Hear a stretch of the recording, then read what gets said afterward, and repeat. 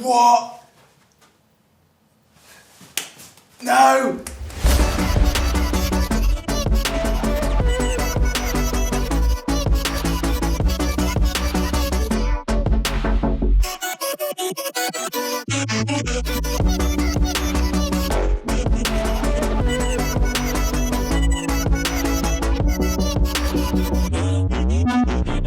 Okay, so I'm really excited about this. Today is just gonna be one of those days where I think we're all gonna leave a slight bit mind blown. How much is this thing? £770. £770. Okay, keep that in your mind. That is quite expensive. Like I said, this is really, really cool. Let's pop this puppy open, literally. Look, it has a puppy on the front. Can you see that? Look at that. Okay, so here we have the main portion of the package. That is a lot smaller than I had originally thought, so we'll get to that last. This looks quite cool up here. What is this? Oh, okay, very premium remote control here. That feels solid. Looks like you've got micro USB on the bottom there for charging, and then some controls on here. This is cool. I think it's good just because it shows that it's premium, and the fact that it comes with all this stuff and the fact that you can put the remote back in here and then cover it up with this. I think because this is a portable unit, you're actually meant to use this box to transport it around, which is nice to see that this is cool too. Really long, kind of nice USB-C cable here for charging. And then I would assume here this is going to be just a simple, if I can get it out, USB-C charging brick, which it is. That is USB-C charging brick, all black as well. Okay, so we'll set all of these peripherals, if you like, off to one side so we can focus in on our centerpiece here. It's so light. Okay, so you've seen the thumbnail, you kind of know what's going on already. Like I've said, this is a projector, but upon closer inspection, you're gonna see that this thing looks a little bit abnormal as far as projectors go, and that's because this has some hidden features up its sleeve, which I'm kind of skeptical about and we're gonna test out today. But taking a quick look around it, we've got our USB-C port there for charging, and then under here, I think there's a flap that's going to have some ports on it. Yep, so we've got a headphone jack there for getting audio out of this thing. Then we've got a full-sized HDMI for putting an HD signal into this thing, which you actually don't need. This will work without, more on that later. And then another USB-C port there, I assume just for data transfer.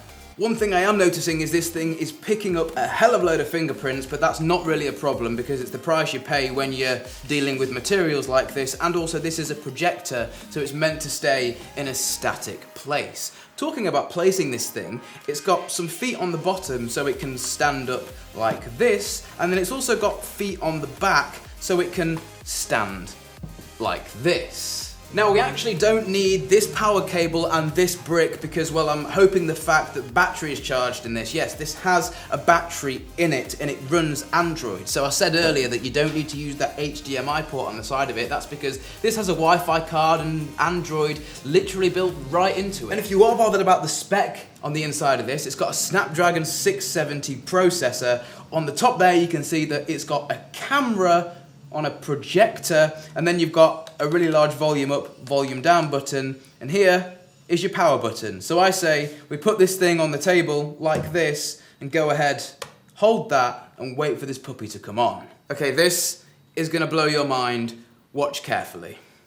Okay, it's gonna look a little bit weird, but we're gonna turn off the studio lights. Jed, hit it, because we want you guys to see what's going on right here. This is my first time doing it, so I'm gonna take my finger and it should know somehow where my finger is, and it should just work. Like, that is so weird. What? No. This is why I love my job. This is why I love what we do. Okay, so my next question, taking this seriously and being a nerd, is that how fast does it respond? Like me moving my that is so cool. Me moving my finger like that is a small movement, but can we whack out a keyboard on this thing and, you know, give it the old... Like, is that gonna work? Because if that works, then this is cool. Okay, I'm just a little bit blown away that there's now like a full-on functioning Chrome web browser just being projected onto my desk. Do we type? Go on.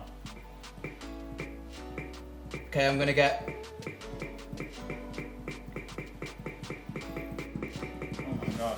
Oh my god. What? It works. It works really, really well.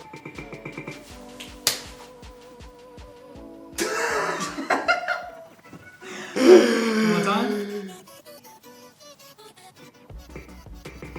Feel like I'm in the future, and I think that is what tech is all about, right? One of the things that I always say to people is that when the technology disappears and you just get sort of engulfed into an experience, that is the goal, right? With tech, making the tech disappear, and this is that, because it's just the wooden table, and all it is this tiny little thing that's got a battery in it. I mean, it's not even making any noise. Okay, so I've just noticed that I think this thing has a gyro built into it, because it knew when I picked it up off the table, essentially every time you turn this thing on, it has to calibrate itself so it knows where your finger is tapping in correspondence to the actual image. So if I'm to move this again, it knows it's being moved because it's gone off, and then I put it back down, and then it knows it's been put back down, so it redoes its calibration. They've nailed it! So I'm intrigued to see how this works. If you guys just come down here for a quick sec, you can see that we've actually got the projector lens up here, and then either side there's two little cameras which are actually just looking at this, and that is how this thing knows where your finger is at any given time. So if you wanted to click on, let's say this for example, which is the app drawer, and that is how this thing knows exactly where your finger is. So let's open Spotify here. Oh, this is cool because it has a black background. Okay, Spotify on this thing, and I'm a big Spotify user. Yeah, this is cool.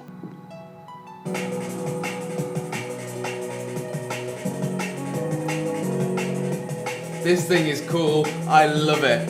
I love it. So it has an app store built into it, but it's already got loads of pre-installed apps, which I've seen here, including some games. But what I want to do is click on the painting app to see again how responsive this is, because I think the more responsive this is, the cooler it is to use. And so far, it's just cool, right? And then obviously because it runs Android, you just swipe up from the bottom of the screen, and then you've got your home button right there, takes you straight back there. Up here in the top corner, you've got your battery percentage, just like you would on an Android tablet, and then all of your toggles for Wi-Fi, mute and things. Yeah, in a nutshell, using this thing, it's just crazy.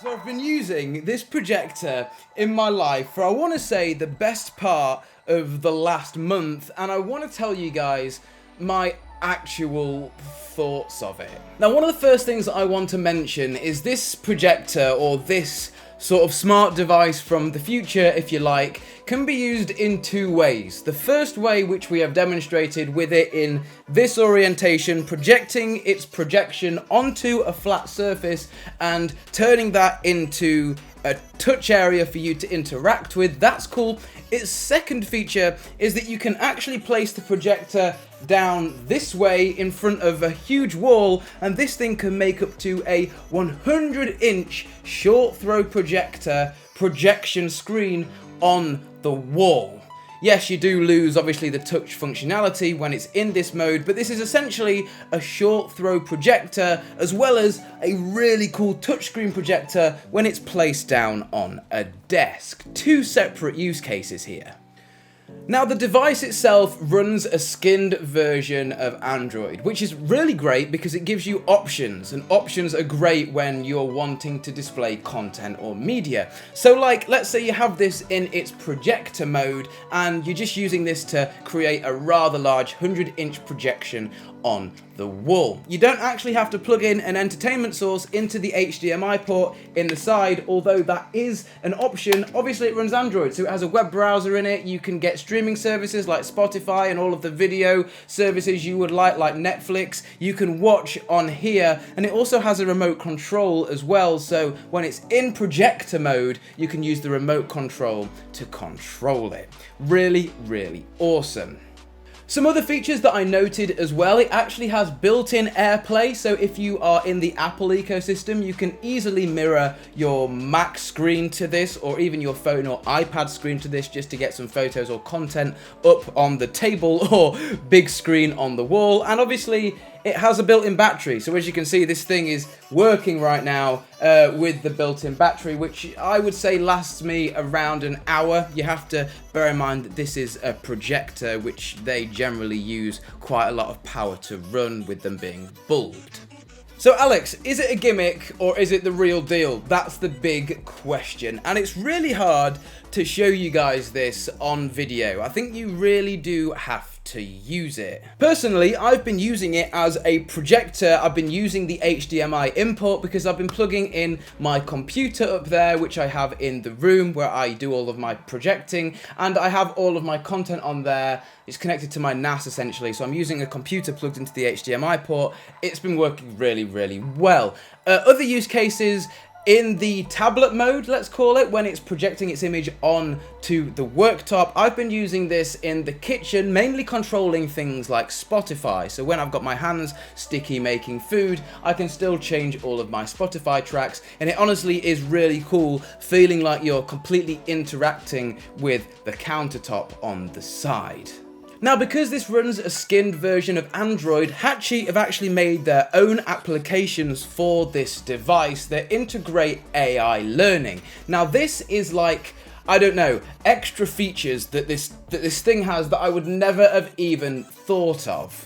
So here you can see it's actually projecting a workout routine on the wall for me to copy, and it's actually using its third camera that's positioned on the top to look at me, look how I'm moving, to count my reps and to make sure my form is correct. Obviously, this stuff is all baby steps and it's not even really released yet, coming out in Q4 of this year, but really cool to see it in action. And they're also bringing out an app called Future Kitchen, which again, you use this in the kitchen, you've got sticky hands, it's going to go ahead and prepare all of the recipe for you to follow on the sideboard, which is absolutely mental, and it's also going to go ahead and recognize the foods that you've got in front of you. Again, really, really cool AI features, and this reminds me of when tablets were just in their infancy, right? You would think, what would you use that for? But now you see tablets everywhere. I think the same thing is going to happen with this. Imagine going into a fast food chain, for example, and ordering your food via an automated system, which is essentially one of these that could be easily sanitized down. So Alex, do you think it's worth it for £700? I mean, yeah. It has a load of features. It's a projector that runs Android, and then it also has the head-turning feature that you can actually interact with the projection. There's not one single person that I've shown this to and they haven't been blown away, which I think speaks volumes. So guys, there you have it. That's an in-depth look at the Hatchie M1. We'll put the links to it down below. If you've enjoyed, a like rating would be awesome. And mine has been Alex. This has been TechFlow. We'll see you in the next one.